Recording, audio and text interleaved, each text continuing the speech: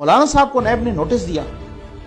مولانا صاحب نے کہا, اگر ان کی جماعت نے کہا کہ اگر مولانا صاحب نے پیش ہونا ہوا اگر یہ فیصلہ کیا کہ مولانا صاحب پیش ہوں گے تو 10,000 رضاکار یونیفارمڈ ان کے ساتھ جائیں گے, وہ بھی پیش ہوں گے وہاں پہ. ٹھیک, اس کے بعد کیا ہوا؟ ایسا کیا ہوا؟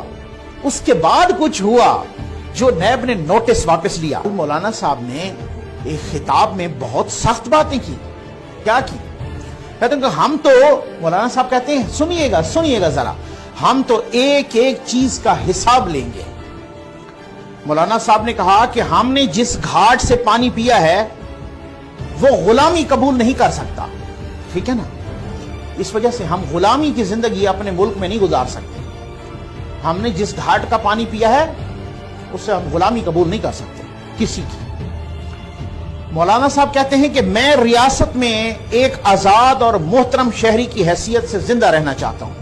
مولانا صاحب بہت ہی ڈیموکریٹک انسان ہیں, کانسٹیٹیوشن سے باہر نہیں جاتے.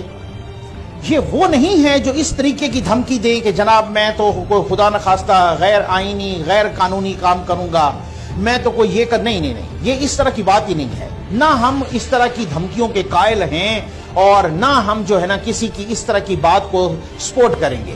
لیکن جو آئینی اور قانونی کسی کے رائٹس ہیں, ظاہر ہے جب وہ رائٹس نہیں ملتے تو وہ رائٹس تو پوری دنیا میں ایک رواج ہے کہ لوگ چھین کے لیتے ہیں. یہ میں سمجھتا ہوں, آپ یقین کیجئے بغیر کسی لگی لپٹی رکھے کہ اگر پاکستان میں صحیح ڈیموکریسی, یہ جو پریزنٹ سینیریو چل رہا ہے پاکستان میں, اگر صحیح ڈیموکریسی بحال ہوتی ہے نا, اس میں پہلے نمبر پر, میں معذرت کے ساتھ کہوں گا, پہلے نمبر پر مولانا فضل الرحمان کا ہے کنٹریبیوشن.